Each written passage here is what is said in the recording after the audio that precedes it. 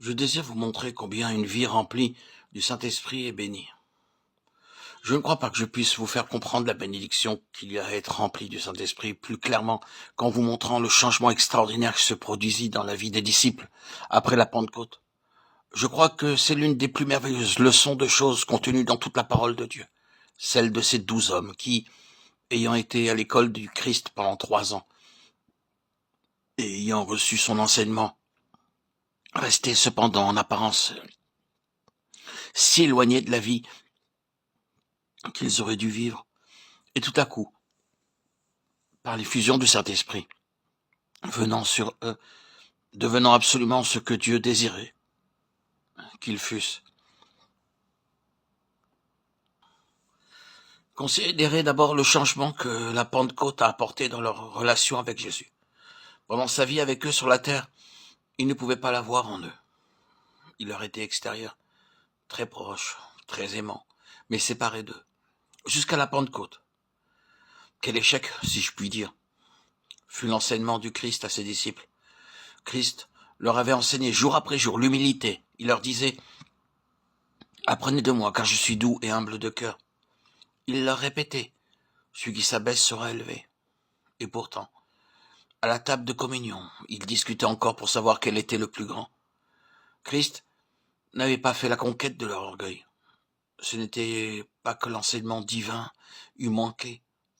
Pourquoi donc alors? À cause d'une chose. Christ leur était extérieur. Il ne pouvait venir habiter dans leur cœur. C'était une chose impossible. Le temps n'était pas encore venu. Et cependant, ils avaient le Tout-Puissant Rédempteur avec eux. Mais il était encore en dehors d'eux. Comme ils étaient différents de lui. Ceci doit nous montrer que ce n'est pas l'enseignement extérieur, même l'enseignement provenant du Christ lui-même, ou la parole dans l'Écriture sainte, qui peut nous apporter la bénédiction réelle et entière, tant que le Saint-Esprit n'ait pas fait son œuvre en nous. Et comment ce changement se produit-il? Par le Saint-Esprit. En ce jour-là, à la venue du Saint-Esprit, vous connaîtrez que je suis en vous. Jean 14, 20. Si quelqu'un m'aime, il gardera ma parole et mon Père l'aimera. Nous viendrons à lui et nous ferons notre demeure chez lui. Jean 14, 23. Notre cœur ne désire-t-il pas ardemment cette présence? Seul en demandant le Saint-Esprit, seulement, nous pourrions comprendre facilement ce qu'est en Christ, ce qu'est vivre en Christ. Demandez au Seigneur le Saint-Esprit, il vous le révélera. Et vous pourrez comprendre alors les paroles de Saint Paul. Ce n'est plus moi qui vis, c'est Christ qui vit en moi.